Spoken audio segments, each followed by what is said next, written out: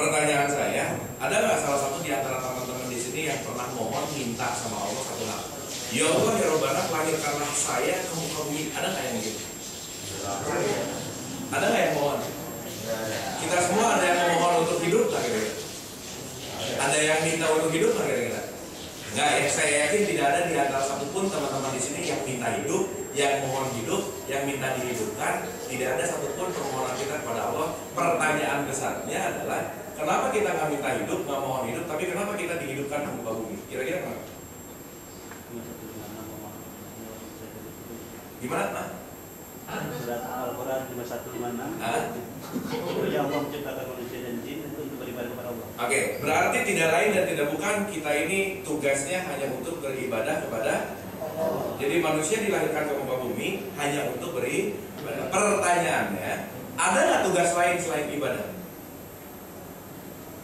Ada nggak kira-kira? Bukan tadi yang kerjaan. Ada apa Mas? Bertahan hidup. Bertahan hidup ibadah bukan? Ibadah. Ya, ibadah. Pertanyaannya, ada nggak tugas kita selain ibadah? Ada? Nggak ada. Tuh, tadi ada, sekarang nggak ada. Gimana?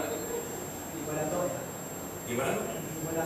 Oke. Jadi ada nggak tugas lain? Saya, teman-teman, ibu, bapak, kita semua, tugas lain selain ibadah ini ada nggak kira-kira? Nggak ada. Karena mohon maaf, masih banyak orang yang berpikir ketika ibadah ini waktu kita sholat, ibadah ini waktu kita puasa, ibadah ini waktu kita mengaji, ibadah ini waktu kita kurban, umroh, haji, dan lain-lain. Tapi mohon maaf, tidak ada satu detik pun dalam hidup kita yang tidak bisa kita lakukan hanya untuk beribadah kepada Allah. Setuju nggak kira-kira? Berarti kita kerja lagi apa? Ibadah. Berarti kita melakukan pembelajaran, belajar lagi apa? Berarti kita duduk di sini lagi apa? Setuju ya? Jadi ada nggak tugas lain? Nah, sepakat? Sepakat. Nah, oleh karena itu pertanyaan saya, ibadah itu apa sih? Ibadah itu apa kira-kira? Cara mendekatkan diri kepada Gimana Pak? mendekatkan diri kepada Allah. Pertanyaan saya, mendekatkan diri kepada Allah itu ibadah atau proses dari ibadah? Proses dari ibadah adalah mendekatkan diri kepada Allah. Oke, ada lagi? rasa syukur. Rasa syukur itu ibadah atau proses beribadah? Di dalam proses beribadah ada rasa syukur, begitu ya? Oke, apa lagi? Wah, gini nih kalau semua pura-pura ini. Gimana? Menjalankan perintah Allah, menjauhi. Nah, itu namanya takwa. Oh iya nggak? Menjalankan perintah Allah, menjauhi larangan Allah namanya. Yang saya tanya apa? Kurang nyambung lah, kurang nyambung. Itu proses dari ibadah. Ibadahnya sendiri apa? Penyerahan diri. Gimana Pak? Penyerahan diri. Penyerahan diri ibadah atau prosesnya? Dalam beribadah saya harus berserah diri, begitu? Proses. Menariknya, ini kita kadang-kadang belajar bersama, gitu, belajar dalam, gitu. Tapi mohon maaf, jangan-jangan fundamental kita hidup, jangan-jangan kita tidak menguasai apa itu ibadah. Jangan-jangan kita tidak memaknai apa itu ibadah. Karena mohon maaf, saya persempit lagi pertanyaannya, ibadah ini bahasa Inggris atau bahasa Arab? Atau bahasa Indonesia? Bahasa Indonesia. Bahasa Indonesia yang diarabkan atau bahasa Arab yang di Indonesia? Bahasa Arab. Nah, ibadah asal kata dasar dari abid atau abdu, yang tidak lain dan tidak bukan. Ini artinya adalah mengabdi atau menyembah. Jadi saya tugasnya tidak ada satu detik pun tanpa pengabdian, tanpa penyembahan kepada Allah. Prosesnya tadi betul, menjalankan perintahnya, syukur dan lain-lain. Gitu ya. Oke. Kalau gitu pertanyaan saya, ketika ada penyembahan kepada Allah di sini, gitu. Teman-teman yang dirahmati oleh Allah, saya mau ibadah kira-kira ada tahapannya nggak kira-kira? Orang mau ibadah ada tahapannya nggak? Ada pasti. Contoh-contoh. Di sini ada, udah pada punya putra putri? Ya. Oke, contoh begini. Contoh gini. Kalau saya mau nelpon anak, yang pertama kali apa dulu kira-kira? Niat nomor 3. Nah, nomor 3. Saya nanya yang pertama. Oke lah, niat. sadar kalau punya anak. Gimana Pak? Sadar kalau Benar banget. Nomor 1 ya adalah sadar. belum masuk hari ini. Belum. Oke. Berarti tahapan saya mau ibadah nomor 3 niat, nomor 1 sadar dulu. Nomor 2-nya apa kira-kira? Perhatian ada setelah sadar. Sadar di tengah-tengahnya di sini. Ini nomor 2-nya nih. Setelah nomor 2 ini datang perhatian. Nomor 2-nya apa? Keinginan. Keinginan ada setelah ini.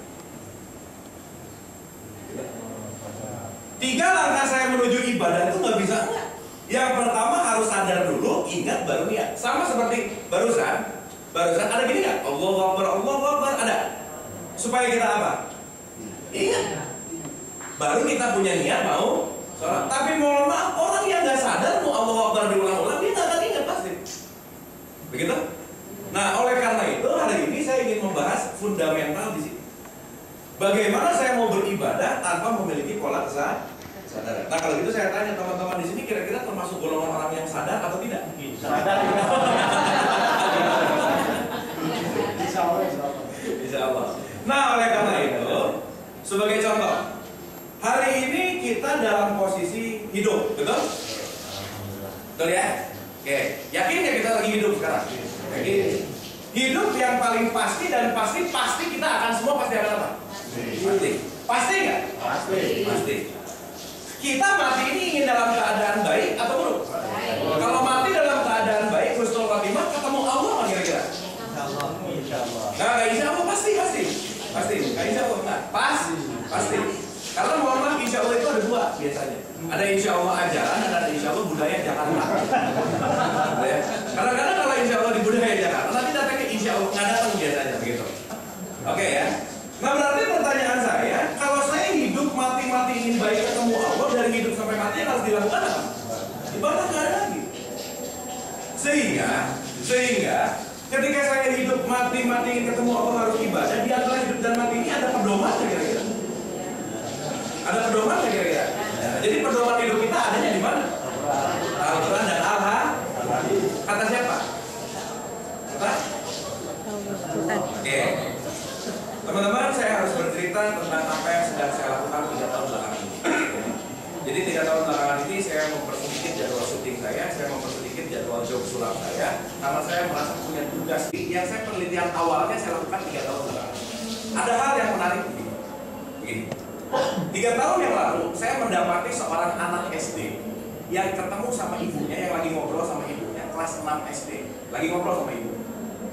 Dia nanya gini sama ibu, semakin tinggi, pengen tahunya semakin tinggi, penasarannya semakin tinggi, dia nanya lagi sama ibunya, Mama kata siapa kalau pedoman hidup kita Al-Quran? Ibunya hanya dengan sederhana menjawab, nah udah dari dulu juga Quran. Terus anaknya nanya lagi, Mama yang bener dong? Iya udah pokoknya Quran dari dulu begitu. Udah jadi, kamu ikutin aja. Pertanyaan saya, menurut teman-teman jawaban ini jawaban yang baik atau tidak baik? Tidak. Apa yang terjadi?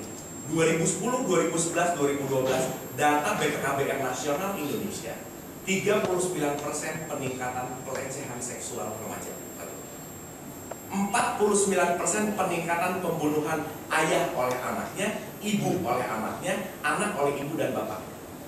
Dan lebih menariknya 88% peningkatan geng motor di Indonesia. Kenapa bisa begitu? Penelitian saya menunjukkan ini semua indikator dan parameter apa yang terjadi sekarang di sini di anak muda khususnya itu cuma ada satu hal, titik temu garis merahnya cuma ada satu hal, tidak ada hubungan baik antara ibu, bapak dan anak di dalam rumah. Gitu. Karena hal yang seperti ini, anak nanya tentang spiritual apalagi dijawabnya cuma pokoknya, katanya dari dulu, pokoknya katanya udah begitu, dari itu cerita aja begitu. Oleh karena itu hari ini saya datang ke sini, saya tidak ingin berdiskusi ketika nanti teman-teman keluar dari sini cuman bawa pokoknya, cuman bawa katanya, pokoknya, katanya dari dulu. Oleh karena itu, sesuai hadis Rasulullah di dalam hadis Bukhari Muslim, Rasulullah bersabda, aku tinggalkan 2 perkara untuk umatku tidak tersesat. Yang satu kitabullah, yang kedua adalah sunnahku. Oleh karena itu, saya tidak ingin pembicaraan kita tidak sesuai kembali kepada aturan Allah. Makanya hidup sampai mati, kira-kira ada pedomannya nggak kira-kira? Ada. Ada. Pedomannya ada di mana? Mulai jadi ngapain ini jawabnya nih? Di Al-Quran? Kata siapa sih? Di Quran.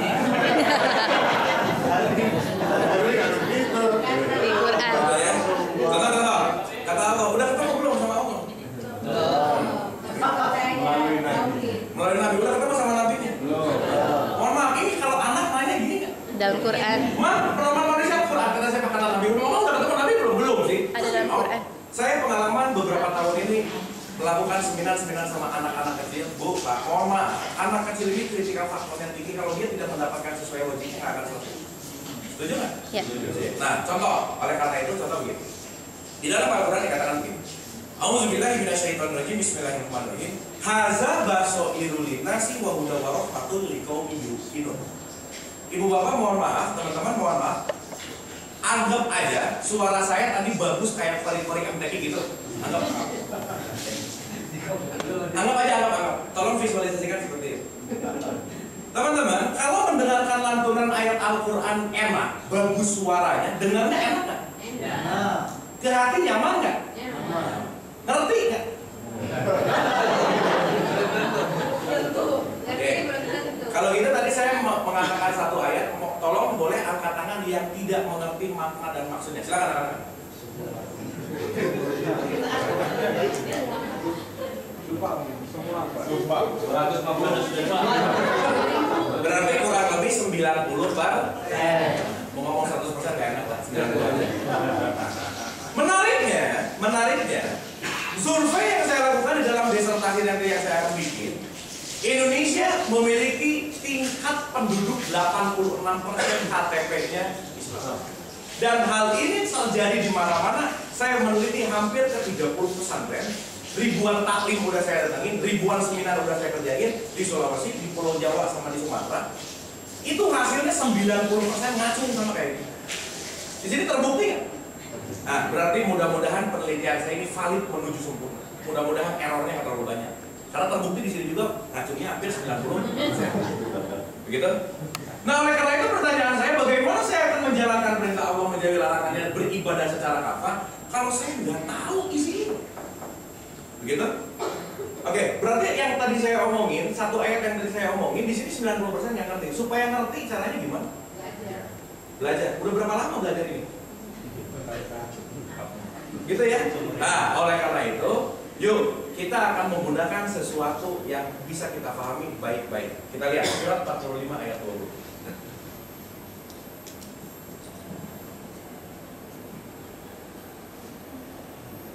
Silakan. Tadi kan saya baca ini banyak yang nggak ngerti ya. Oke, kita baca atasnya. Al-Quran ini adalah pedoman bagi manusia, Terus? petunjuk dan rahmat bagi kaum yang meyakini. Jadi pedoman manusia adanya di mana? Kata siapa? Jadi nanti kalau dari sini anak nanya, "Mah, kalau pedoman manusia apa sih Al-Quran?" Mama kata siapa? Nah, kan ada di surat 45 Al-Jaziyah ayat 20 yang isinya hazab baswabil nasi wa hudaw rahmatul liqaumin yuqinun. Enak nggak jawabnya? Enak. Bukan pokoknya, bukan katanya, tapi yakin bahwasannya Al-Quran ini adalah pedoman bagi manusia. Setuju? Setuju. Oke. Cuman ada satu hal, teman-teman yang dirahmati oleh Allah. Kapan-kapan nanti saya datang ke sini lagi, saya tanya pertanyaan yang sama, topiknya yang sama, kira-kira lupa lagi nggak? Lupa. Lupa lagi nggak? Oke. Sementara mohon maaf, ini yang kita bahas hari ini boleh lupa nggak kira-kira? Boleh lupa nggak kira-kira? Enggak lah. Karena mohon maaf, contoh kita lagi camping di tengah hutan, mau pulang ke kota, kompasnya rusak, bisa nyasar nggak? Bisa, karena pedomannya rusak, kompasnya rusak. Nah terus sekarang kita hidup mati pengen husnul khotimah, pedomannya kebanyakan lupa, bisa belok sendiri. Jadi boleh lupa nggak kira-kira? Enggak. Jadi supaya nggak lupa caranya gimana? Supaya nggak lupa caranya gimana? Oke, saya punya trik anti lupa. Mau dong? Oke, ini trik anti lupa. Dan ini sudah dilakukan, diuji oleh semua peneliti manapun. Trik ini sukses, tidak ada cacatnya sedikit. Siap? Nah, trik anti lupa. Jadi teman-teman kurang dari sini jangan sampai lupa gitu lagi. Ya, rumusnya sederhana. Auzubillahi minasyaitonirrajim. Bismillahirrahmanirrahim. Wa kullu shaghirin wa kabirin mustator. Ada yang ngerti apa yang saya omongin? Nah, takutnya ada yang main amin ya. Takutnya begitu. Tadi apa amin? Ya, amin itu. Oke, sebelum kita buka supaya teman-teman tahu apa maknanya, saya mau tanya dulu, teman-teman, kalau ada orang yang melanggar Quran, dosa nggak dia? Kalau ada orang yang melanggar Quran, dosa nggak dia? Dosa. Kalau ada orang yang melanggar Quran, tidak menjalankan Quran, disukai atau dibenci Allah? Dibenci. Pasti ya? Pasti ya? Pasti. Yuk kita lihat surat 54 ayat 53. Surat 54 Al-Qamar ayat 53. Dan segala urusan yang kecil maupun yang besar adalah tertulis. Dan urusannya apa? Kecil. Maupun ya? Disuruhnya apa? Mati. Mati kan yakin pasti akan mati. Dari mana ya? Di Quran. Tidur. Dalam Quran ada. Setiap yang hidup akan mati. Akan kembali kepadanya. Ini saya bilang, teman-teman, katakanlah teman-teman nggak tahu ini apa, isinya apa. Ya, ini ditutup hitam. Terus saya bilang, teman-teman, ini minuman enak banget. Semua mau yakin nggak kira-kira? Enggak, kenapa? Belum nyobain. Belum kan? Hidup yang paling pasti apa aja? Pasti. Pasti nggak? Pasti. Yakin nggak? Yakin. Pernah? Belum. Yuk kita lihat. Surat Al-Baqarah surat 2 ayat 28. Oke teman-teman, karena waktu saya tidak terlalu lama, tadi katanya cuma sampai jam 1, jadi bahasa ininya boleh langsung kita baca terjemahannya? Boleh ya, supaya kita paham ya? Karena kalau baca ini juga tadi 90% nggak ngerti, pulang ke sini takut yang nggak ngerti juga. Kita pakai bahasa yang setuju? Nggak apa-apa? Oke ya, silakan. Surat 2 Al-Baqarah ayat 28. Mengapa kamu kafir kepada Allah? Mengapa kamu apa? Kafir itu apa sih? Tidak percaya. Tidak percaya. Kafir itu apa? Ingkar. Kafir itu atas kata dasar dari kafaro yang artinya tertutup. Tertutup itu artinya orang yang kafir dia tertutup dari keinginan Allah. Makanya ketika di translasi bahasa sekarang teman-teman suka dengar ada kata-kata cover bed, sebenarnya penutup kasur, cover lens nih kalau ada kameramen, penutup lensa. Cover itu adalah penutup. Jadi orang yang tertutup dari keinginan Allah pasti dia ingkar atau dia tidak mau menjalankan perintah Allah. Jadi kira-kira kalau orang kafir sadar atau tidak? Tidak. Kalau orang kafir sadar atau tidak? Udah pasti enggak, karena dia tertutup. Jadi ya, sederhananya Allah aja. Kenapa sih nggak sadar? Gitu. Oke, ulangi kita. Mengapa kamu kafir kepada Allah? Padahal kamu tadinya mati. Terus? Lalu Allah menghidupkan kamu. Nah, padahal kamu tadinya Mati. lalu Allah. Menghidupkan. Berarti kita pernah mengalami proses ini nggak? Pernah. Jadi kita pernah mati nggak? Ah, nggak gitu tadi jawabannya. Berarti mohon maaf kalau saya contohin satu-satu. Karena di rumah sakit yang saya pernah datangi, di situ ada pasien-pasien rumah sakit jiwa, kontraknya ada 20-an. Ya, jadi masih aman teman-teman, ini baru satu ya, cocoknya baru satu, tenang aja. Masih ada 19 lagi gitu ya. Oke, pertanyaan saya mohon maaf.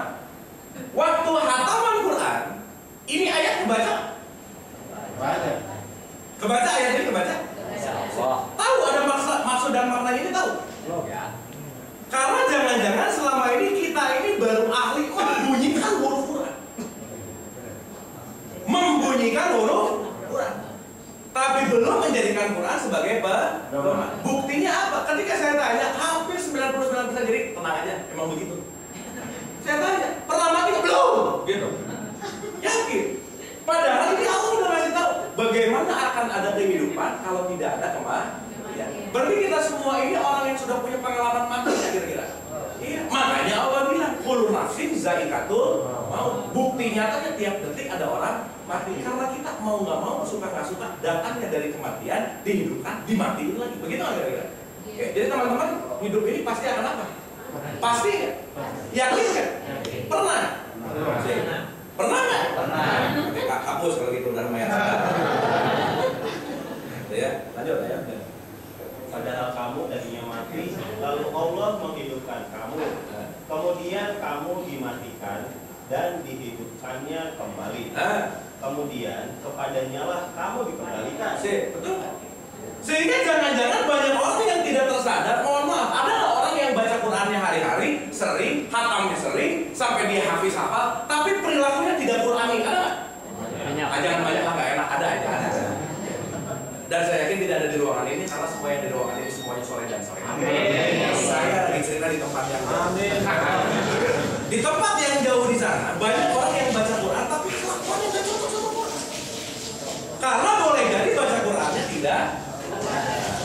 tidak memiliki puncak besar. Setuju? Setuju. Oke. Nah, oleh karena itu pertanyaan saya hidup mau beribadah harus punya kesadaran. Yang harus disadari apa sih? Yang harus disadari apa sih? Apa yang harus saya sadari? Atau contoh lagi ya. Teman-teman, kita hari-hari makan. Makan untuk apa? Hidup. Tiap hari kita minum. Minum untuk apa?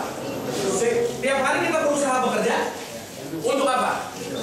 Dikatakan sama orang-orang yang ditanya makan, minum, kerja untuk hidup, ciri-ciri dia tidak memiliki kesadaran yang baik. Ya kalau ada orang ditanya makan untuk hidup, minum hidup, kerja hidup, berarti dia tidak cukup memiliki kesadaran yang baik tentang ibadah. Setuju? Setuju. Jadi teman-teman di sini termasuk sadar atau enggak? Oke. Kenapa saya bertanya seperti ini? Yuk, kita lihat surat 6 ayat 158.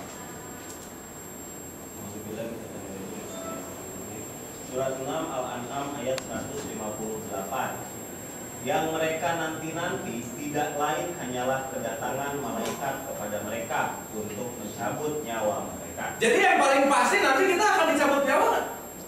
Mati kan? Jadi kalau ada orang yang masih memiliki paradigma konsep berpikir kalau saya makan untuk hidup, minum untuk hidup, kerja untuk hidup, gimana?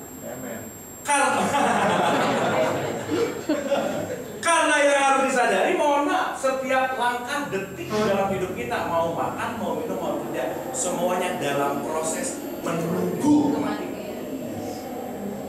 Dan orang ketika tidak menyadari ini, Rasulullah bersabda, orang yang paling cerdas adalah orang yang sering mengingat mati. Jadi kalau makannya masih berpikir hidup, minumnya masih berpikir hidup, kerja untuk hidup, jangan-jangan dia tidak akan memiliki kematian yang sukses. Teman-teman ingin hidup sukses atau mati sukses? Mati sukses. Kenapa? Kalau orang yang matinya sukses, hidupnya pasti sukses. Tapi ketika orang yang hidupnya sukses, belum tentu dia didapati mati yang sukses. Sepakat nggak ya? Dua. Nah, sehingga pertanyaan saya, bagaimana kita akan memiliki kesadaran ini? Kalau mohon maaf, saya tidak memiliki kesadaran terhadap pedoman. Begitu? Sehingga mohon maaf, bagaimana saya mau menjalankan ini semua? Perintahnya nggak tahu. Perintahnya nggak apa-apa. Nah, oleh karena itu, tahapan menuju kesadaran Qur'ani ini nggak bisa. Contoh lagi, teman-teman, baca Al-Quran atau gini, menurut teman-teman Quran ini susah atau mudah? Nah, menurut teman-teman sekarang Quran ini sesuatu yang susah atau sesuatu yang mudah? Mudah kan kata Allah, kata teman-teman ini susah atau mudah? Kalau mau belajar bisa. Ya sekarang kondisi sekarang deh. Mudah. Susah atau mudah? Mudah. Kalau mudah nggak mungkin nanti ngacung 90% nggak mungkin. Jadi menurut teman-teman Quran ini susah atau mudah? Sekarang menurut teman-teman deh. Betul? Betul kata bukti. Kalau orang jujur berarti dia. Ya. Nah berarti pertanyaan saya mungkin nggak? Contoh, ini ada proyektor mereknya Infocus, apapun lah. Saya beli TV mereknya Sony. Ketika saya beli TV merek Sony, itu di dalam bungkusnya ada manual booknya. Manual booknya mungkin ya LG atau Panasonic. Nah mungkin. Pasti buku TV-nya Sony, manual booknya Sony. Pasti sesuai cocok sama pabriknya. Nah kita manusia, produknya Allah. Berarti manual booknya harus kembali ke mana? Quran. Karena ini yang diberikan oleh. Pertanyaan saya, ada nggak buku manual book yang dibikin susah sama produsen? Ada nggak? Nggak akan laku barang. Nah oleh karena itu anehnya, menariknya 90% orang yang saya tanya, saya nanya, Quran menurut lu susah apa? Gila susah. Susah. Padahal surat 54 ayat 7. Surat 54 Al-Qamar ayat 17. Dan sesungguhnya. Dan apa katanya? Kalau Allah bilang sesungguhnya serius ya? Serius banget. Ya, karena ini penekanan. Kenapa? Kalau teman-teman membaca gramatika bahasa Arab secara manu dan sorosnya, di sini ada kata-kata lakon, ada walakon. Lakon itu lamkofdal adalah perintah yang paling amr gitu. Lakon karena lakon, walakon itu paling aja. Ini penekanan dari Allah. Makanya ketika Allah bilang dan sesungguhnya, berarti ayat ini serius banget atau serius aja? Lanjut. Dan sesungguhnya telah kami mudahkan Al-Quran untuk pelajaran. Telah kami mudahkan atau telah kami susahkan? Terus tadi jawaban teman-teman apa? Nah, jadi yang bikin susah siapa? Kita. Kalau kita mau ngajak-ngajak saya.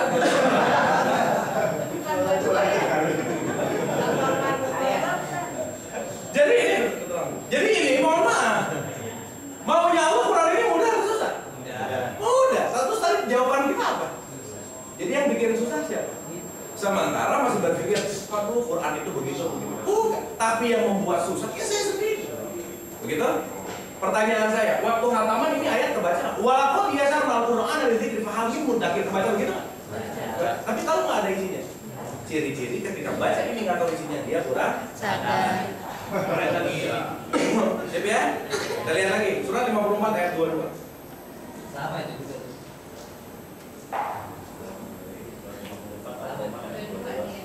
Dan sesungguhnya telah kami mudahkan Al-Quran untuk pelajaran. Nah, pernah dengar ayat ini nggak? Kapan? Kan baru aja. Barusan ya, sama main tadi. Betul ya? Berarti diulang nggak? Diulang. Berapa kali? 2 kali. Ayat 32. Sampai 4 kali. 4 kali. Dan sesungguhnya telah kami mudahkan Al-Quran untuk pelajaran. Sama nggak? Sama. Berarti kalau Allah bilang Quran ini mudah untuk pelajaran, hari ini kita ngomong Quran susah, jangan-jangan kita nggak pernah ngapain? Pelajari. Ayat 40 nya.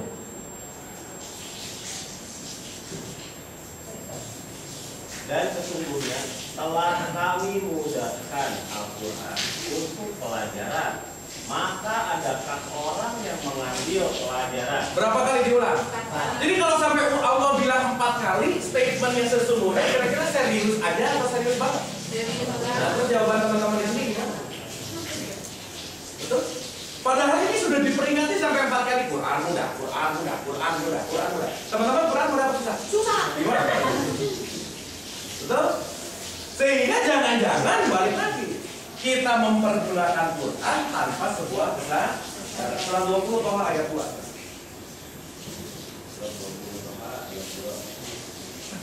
Kami tidak menurunkan Al-Quran ini kepadamu agar kamu menjadi susah. Diulang lagi. Diulang lagi. Ma'anzalna alaika Qur'an litas kok jelas. Bahwa Quran ini adalah dimudahkan. Menariknya, di negara yang 86% orang KTP-nya Islam, 90%-nya ngomong Quran susah. Tanda-tanya gede. Gitu. Sehingga pertanyaan saya, kok jadi dia begini? Iya. Oke ya. Sehingga pertanyaan besarnya, berarti untuk menggapai kesadaran terhadap Quran ini ada caranya kira-kira. Ada. Contoh. Teman-teman, baca Al-Quran dan sholat 5 waktu. Baca dan sholat 5 waktu. Menurut teman-teman yang paling wajib yang mana? Yang paling wajib yang mana? Sholat 5. Yang tidak boleh ditinggalkan yang mana? Yang tidak boleh ditinggalkan? Setuju? Sip. Yuk kita lihat. Surat 29 ayat 40. Surat 29 Al-Ankabut ayat 45. Bacalah apa yang telah diwahyukan kepadamu, yaitu Alkitab, Al-Quran, dan dirikanlah sholat. Ada berapa perintah? Ada berapa perintah? Apa aja perintahnya? Bacalah apa yang telah diwahyukan, yaitu Alkitab, Al-Quran, dan dirikanlah. Nah, sekarang saya tanya, sholat wajib nggak? Wajib. Kalau di belakang sholat ada kata dan, berarti di sininya ikut wajib nggak? Berarti baca Quran? Wajib. Berarti sholat dan baca Quran yang wajib yang mana? Nggak gitu tadi jawabannya.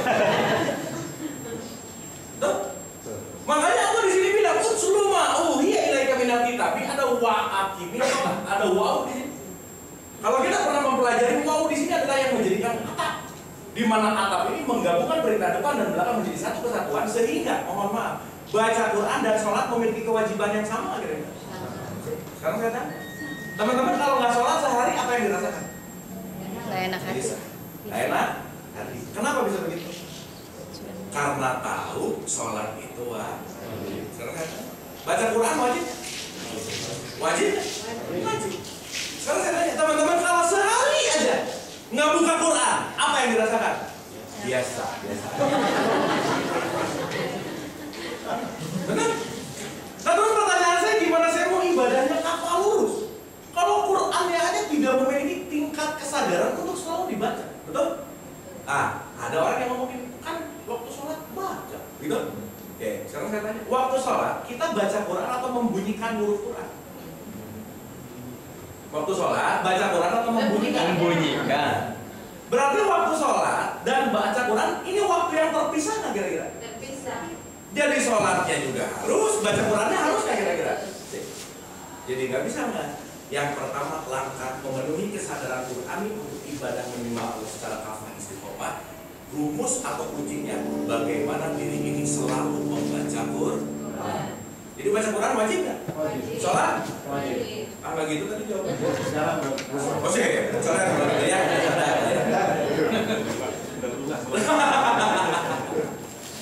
Tapi pertanyaannya cukup nggak hanya dibaca? Enggak dong. Habis dibaca diapain? Dipahami, ditadaburkan. Habis dibaca bisa langsung paham nggak? Ya contoh-contoh. Teman-teman suka tadarusan suka? Waktu tadarusan ngapain? Baca Quran cepat-cepat nggak? Nah, tujuannya apa? Supaya cepat hatam. Habis hatam ngapain? Nah, tumpengan biasanya. Nah, menariknya setiap ada tumpengan hatam saya nanya sama yang hatamnya, Bu, Qurannya udah hatam, alhamdulillah. Terus isi Qurannya apa, Bu? Jawabannya sederhana. Wallahu a'lam bishawab. Surat 3 ayat 79. Surat 3 Al-Imran ayat 79. Tidak wajar bagi seseorang manusia yang Allah berikan kepadanya Alkitab, hikmah dan kenabian, lalu dia berkata kepada manusia, hendaklah kamu menjadi penyembah-penyembahku, bukan penyembah Allah. Akan tetapi dia berkata, hendaklah kamu menjadi orang-orang Rabbani, karena kamu selalu mengajarkan Alkitab, dan disebabkan kamu tetap mempelajarinya. Disebabkan kamu tetap apa? Jadi mempelajari Quran wajib nggak? Jadi yang paling wajib baca Quran atau mempelajari Quran? Dua-duanya. Karena nggak mungkin mempelajari kalau nggak pernah dibaca. Sehingga, yuk kita baca sama-sama nih teman-teman. Dari bawah sini yuk, boleh kita baca sama-sama. Wa bima kuntum tadrusun. Ada tadrusun di sini? Ada tadarus di sini? Jadi tadrusun atau tadarus artinya apa? Nah selama ini tadarusan ngapain? Baca. Diulang-ulang, dipelajarinya nggak pernah. Sehingga mohon maaf, bagaimana kita akan memahami konsep keinginan Allah kalau mindset tingkat kesadarannya bertadarus hanya baru membaca Quran. Yang selama ini jangan-jangan saya ahli dalam membunyikan huruf Quran, tapi belum tentu memahami isi Quran. Setuju teman-teman? Setuju. Oke. Cukup sampai dipelajari. Nah, habis dipelajari diapain? Habis dipelajari diapain? Bisa nggak habis belajar langsung mengamalkan? Nggak mungkin. Harus ada proses pengendapan gitu. Tekadkan. Nah, pasti begitu. Makanya Allah bilang. Dan saya yakin ini teman-teman di sini sering banget lah baca ayat ini karena ini ayat yang sangat common. Alif Lam Ra tilka ayatul kitabil mubin. Begitu? Pernah mendengar? Inna anzalnahu Qur'anan Arabiyyan la'allakum kataku kalau puasa tak pilur surat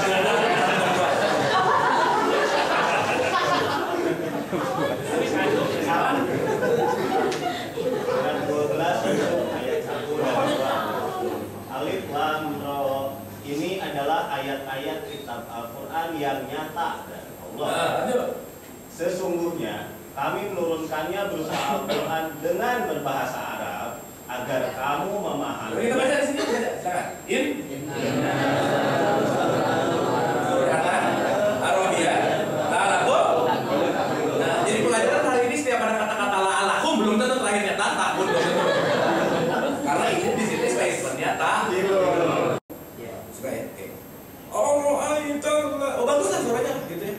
Nah, begitu selesai sholat dengan baca Al-Ma'unnya itu, selesai. Di dalam surat Al-Ma'un itu dikatakan, dia baca tapi dia nggak ngerti Al-Ma'un itu. Pendusta agama adalah orang yang menghardik anak yatim. Beres sholat di masjid keluar, ada anak yatim. Dia hardik abis-abisan. Kira-kira ini orang termasuk yang pondok atau enggak? Ini barusan lidahnya belum kering ngomong Al-Ma'un, tapi kelakuannya nggak cocok sama omongan. Di dalam surat Al-Ma'un dikatakan, mohon maaf, pendusta agama adalah orang yang tidak mendorong memberi makan fakir miskin. Abis sholat dia telit nggak mau sedekah, omdo nggak dia? Makanya mohon maaf, sholat butuh kesadaran. Sadar lawan katanya apa? Mabuk. Makanya Allah bilang janganlah kamu sholat dalam keadaan mabuk. Sholat diulang-ulang, tapi kelakuannya tidak ada perbaikan. Ketika kenapa? Jangan-jangan iftitahnya nggak paham, Al-Fatihahnya nggak paham, semua bacaannya nggak paham. Setelah selesai sholat, Assalamualaikum, alhamdulillah tenang hatinya habis sholat. Tenangnya apa? Yang penting tenang aja udah. Tapi apa yang dilakukannya, dia melakukan tanpa sebuah artinya jangan-jangan sholatnya dalam kondisi Jadi Allah benci sama orang-orang yang ngomong tapi tidak mengerti. Setuju? Oke? Lu diam-diam gini. Oke. Coba nggak sampai sini? Coba nggak sampai mengamalkan? Belum. Apa? Mempertahankan. Oke, selain mempertahankan kan kondisi istiqomah kondisi mengamalkan. Rasulullah bersabda, "Balidu ami walau." Sampaikanlah walau. Nah, kenapa sampai satu ayat? Kenapa Nabi Muhammad nggak bilang komsa atau salasa? Kenapa nggak bilang? Kalau Nabi Muhammad bilang, kamu seayat aja sampai ini. Kenapa dia sampai ngomong satu ayat? Kenapa dia? Karena kondisinya sangat kritis dan urgent nggak kira-kira? Urgent nggak? Penting banget kan? Sehingga mohon maaf, bagaimana kita akan kafah istiqomah menjalankan perintah Allah kalau apa yang sudah saya amalkan tidak saya siar? Setuju? Makanya Nabi Muhammad bilang seayat aja sampai ini. Kenapa? Surat 2 ayat 159. Surat 2 Al-Baqarah ayat 159. Sesungguhnya. Ada kata apa? Berarti serius ya? Serius. Lanjut. Orang-orang yang menyembunyikan apa yang telah kami turunkan. Orang-orang yang apa? Menyembunyikan. Menyembunyikan itu gimana sih? Tahu. Tapi tahu. Ya, lanjut. Orang-orang yang menyembunyikan apa yang telah kami turunkan berupa keterangan yang jelas dan petunjuk. Setelah kami menerangkannya kepada manusia dalam Alkitab, mereka itu dilaknati Allah dan dilaknati pula oleh semua makhluk yang dapat melaknati. Berarti kalau dalam kondisi saya tahu apa-apa terus saya tidak mensiarkan apa yang saya tahu, disukai Allah atau dibenci Allah? Benar. Makanya kenapa Nabi Muhammad bilang, umatku satu ayat sampai ini supaya kamu gak dilakukan. Gitu nggak kira-kira? Setuju? Berarti mensiarkan ini apakah hanya tugas guru agama? Enggak. Apakah hanya tugas kiai dan ulama? Enggak. Tugas siapa? Tugas kita masing-masing. Tapi pertanyaannya gimana mau siar kalau kitanya belum jadi? Nyuruh ke anak, nah sholat, nah artinya papa udah belum sih, gimana? Nah kamu tuh harus ngerti Quran, nah papa ngerti nggak sih, gimana? Nggak mungkin. Sehingga konsep dua tahapan inilah yang harus kita lakukan. Bagaimana kita akan hafal istiqomah beribadah kepada Allah. Dan ini yang tidak dimiliki sebuah bangsa yang 86%-nya KTP-nya itu berbeda. Makanya terbukti Indonesia ada di dalam peringkat. Beberapa bulan yang lalu Washington University dia mengklaim dan dia melakukan penelitian secara worldwide. Teman-teman boleh buka jurnalnya di YouTube, ada di Google ada. Dari Washington ini indeks negara paling Islami dan Indonesia menempati posisi ke-104. Yang dimana Indonesia 86%-nya KTP-nya Islam, kuota hajinya paling banyak, kuota umroh aja sampai dikuotain. Tapi kenapa? Indeks kumulatifnya dia ada di tingkat ke-104. Ternyata setelah saya teliti, ya ini semua. Dan di sini juga terbukti 90% yang begitu. Ini sebagai sampel kecil. Dan kita nggak bisa, kita harus memperbaiki kualitas ini mau nggak mau. Ini 104 harus jadi nomor 100 mungkin. naik lagi sampai bertahap, mudah-mudahan jadi nomor 1. Setuju? Setuju? Jadi harus dimulai dari siapa? Dari diri sendiri. Nah, jadi pulang dari sini Qurannya diapain? Dibeli dulu yang pertama. Saudara. Oke, jadi teman-teman, pulang dari sini Qurannya diapain? Baca. Ini menyelesaikan ini perlu kekompakan nggak? Iya, ini nggak mungkin diselesaikan sama satu golongan, satu kelompok, nggak mungkin. Harus berjamaah. Berarti kita semua harus memiliki spirit yang sama nggak kira-kira? Sama. Berarti pulang dari sini Qurannya diapain? Baca. Sekarang saya tanya dari 5 level ini, mohon maaf teman-teman udah di tingkat yang mana? Baru mau baca. Alhamdulillah. Kita harus bersyukur karena ada orang yang tidak mau baca Quran. Ada orang. Tapi kalau kita udah di tingkat baca, kita harus tetap bersyukur. Cuman pertanyaan saya, baca Quran udah berapa lama? Baru 6 bulan. Baca Quran udah berapa lama? Lebih dari 20 tahun. Dari SD, TK baca mulai ada. Sekarang saya tanya, SD berapa tahun? Naik ke SM. Jadi kalau ada orang masih di level baca 20 tahun udah kelamaan, expired. Yuk kita naik 20 tahun cukup waktu yang lama untuk kelas baca kelamaan. Yuk kita naik kelas ke kelas pelajari, pahami, amalkan, siapkan. Kenapa? Karena Quran bukan hanya kitab yang harus dibunyikan hurufnya, tapi kafa istiqomah harus selalu baca, pelajari, pahami, amalkan, dan siapkan. Setuju teman-teman? Jadi pulang dari sini Qurannya diapain? Baca. Agak kompak. Pulang dari sini Qurannya di.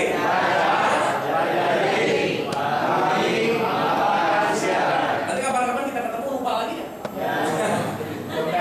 Ulangi supaya nggak lupa. Pulang dari sini Qurannya di.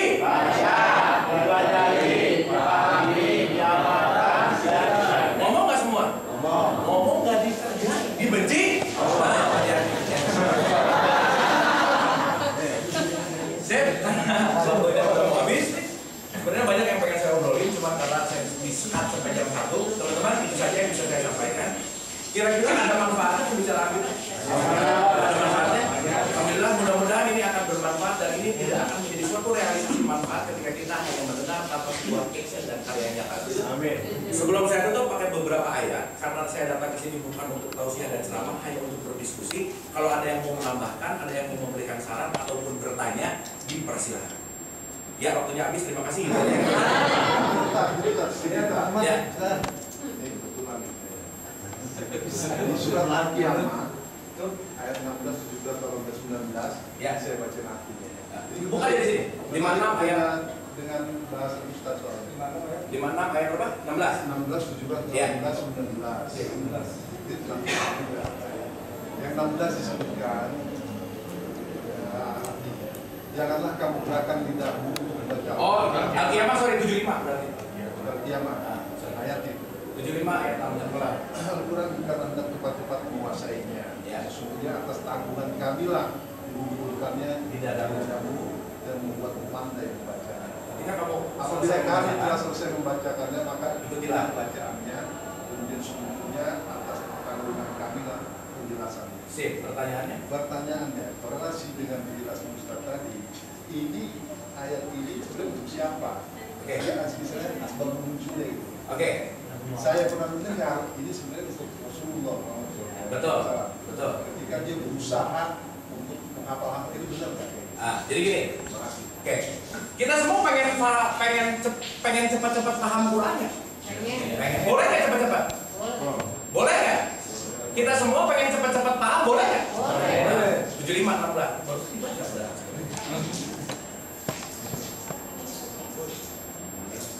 Janganlah kamu gerakan lidahmu untuk membaca Al-Quran karena tidak cepat-cepat membacanya. Jadi kalau kita pengen cepat-cepat, bisa nggak cepat-cepat memahami Quran? Tak mungkin. Nabi ini ayat ini turun sama siapa? Rasul. Nah, berarti Nabi Muhammad dulu pengen cepat-cepat nggak? Iya. Pengen nggak? Iya. Pengen. Makanya Allah nggak bisa pengen cepat-cepat. Susah. Harus tahap demi Tahap. Nah, masalahnya bukan susah atau tidak, Pak. Masalahnya cuma ada satu, 28 ayat 56.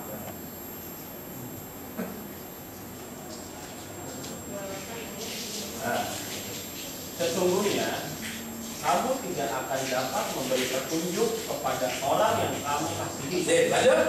Tetapi Allah memberi petunjuk kepada orang yang dikehendakinya. Terus Dan Allah lebih mengetahui orang-orang yang mau menerima petunjuk. bukan masalah susah, bukan masalah waktu, tapi mau atau enggak. Gitu kan? Gitu ya? Nah, makanya ini kenapa Allah tidak menyukai sesuatu yang besar. Kenapa? Karena manusia itu butuh proses yang namanya sabar. Makanya sesuatu yang cepat, yang instan, pasti hasilnya tidak baik. Kenapa? Karena kita menghilangkan unsur sabar. Jadi belajar Quran harus sabar kan kira-kira? Ya, sabar tapi tracknya jelas. Berapa itu? Aman? Tergesa-gesa namanya setan. Surat 21 ayat 3. Syukur kalau Allah ngerti.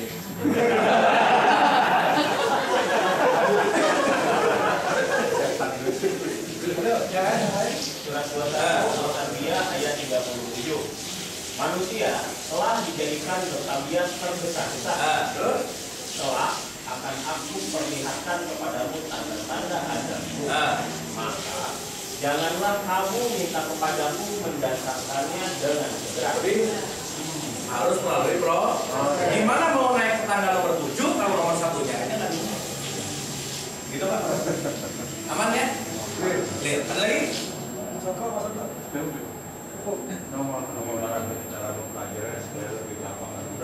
Gimana Pak? Ya udah besok ikutan Kamis. Biasanya saya setelah ini biasanya saya ingin membicarakan bagaimana kiat-kiat pemasukan ayat dalam ayat. Nah cuman itu saya butuh waktu 2 jam lagi. Jadi nggak mungkin saya bahas lagi. Tapi ini detail. Bagaimana kiat-kiat kita untuk mempermudah membaca Quran? Pertanyaan saya, Quran ini sesuatu hal yang harusnya mudah atau harusnya susah? Jadi yang bikin susah sebetulnya siapa? Kita sendiri. Surat 42 ayat 30.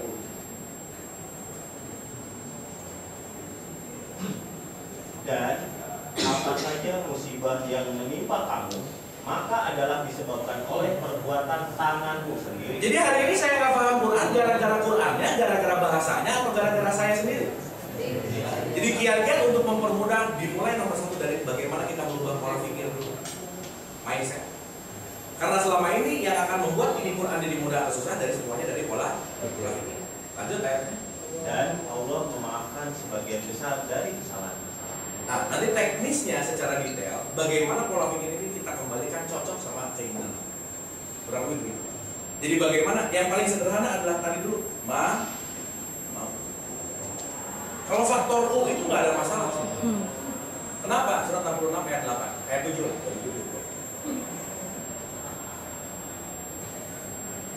Hai orang-orang kafir. Hai orang-orang apa? Sadar atau tidak? Orang-orang yang nggak sadar. Lanjut. Janganlah kamu mengemukakan uzur pada hari ini. Jangan alasan masalah uzur, nggak bisa. Kenapa? Lanjut. Sesungguhnya kamu hanya diberi balasan menurut apa yang kamu kerjakan. Selesai. Berarti kalau saya mau melakukan yang ini, pasti diberikan kefahaman. Gitu Pak. Oke, nanti detail kita bahas detail kapan-kapan kalau ada pertemuan lagi kita bahas bagaimana memasukkan ayat ke dalamnya. Ya. Pak Ustadz tinggal aja untuk Saya tadi nggak mau nanya.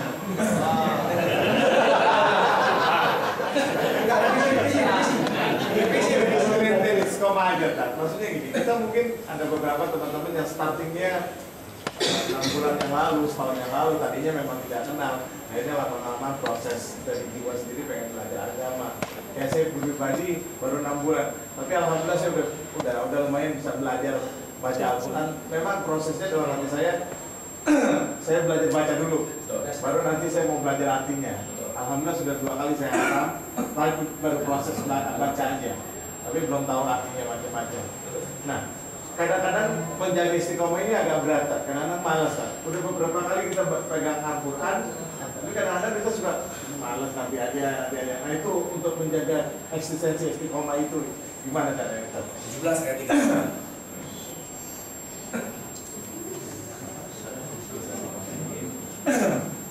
Dan janganlah kamu mengikuti apa yang kamu tidak mempunyai pengetahuan tentangnya.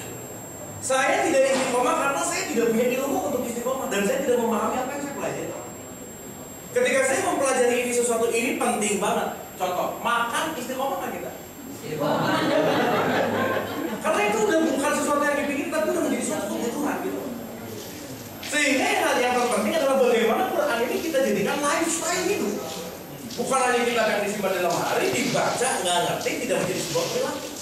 Karena kalau Quran sudah di istilahnya kita rubah, kita install ayat-ayat ini ke dalam diri kita, sudah pasti istiqomah. Kenapa? Karena kita melakukan proses yang namanya instalasi software dan hardware.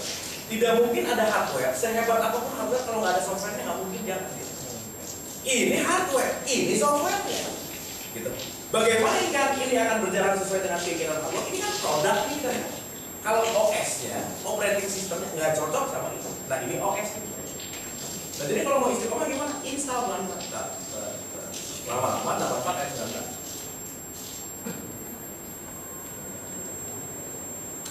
Sesungguhnya kamu melalui tingkat demi tingkat dalam hidup. Nggak bisa, yang pertama harus punya dulu minimal.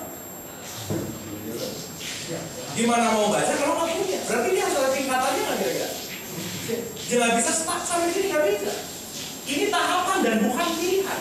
Apa bedanya tahapan dan pilihan? Kalau pilihan bisa, saya baca aja sih, itu pilih. Tapi kalau tahapan harus semuanya cover istiqomah. Jadi kunci istiqomah satu, saya ngerti benar-benar tahu apa yang saya lakukan baru bisa istiqomah.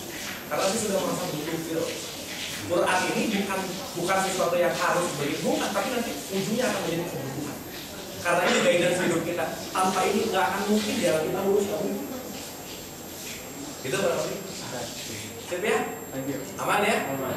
Ada lagi dari wanitanya mungkin? Wajib, apa wajib? Nah, tapi kelihatannya kalau ibu-ibu di sini udah cahayanya cerah banget, jadi udah ngerti banget kelihatannya.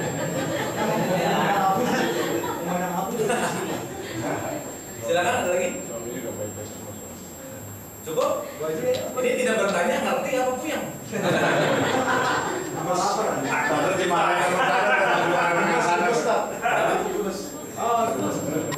Itu dan lain itu udah mulai bagus karena udah masuk tahap bimbing.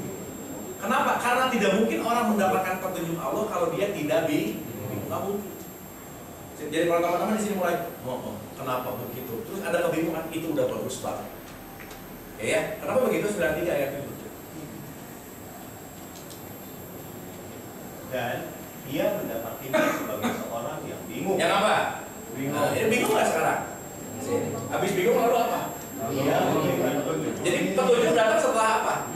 Makanya mohon maaf dari tadi saya cerewet nanya mulu supaya teman-teman bukan berpikir, bukan pikir.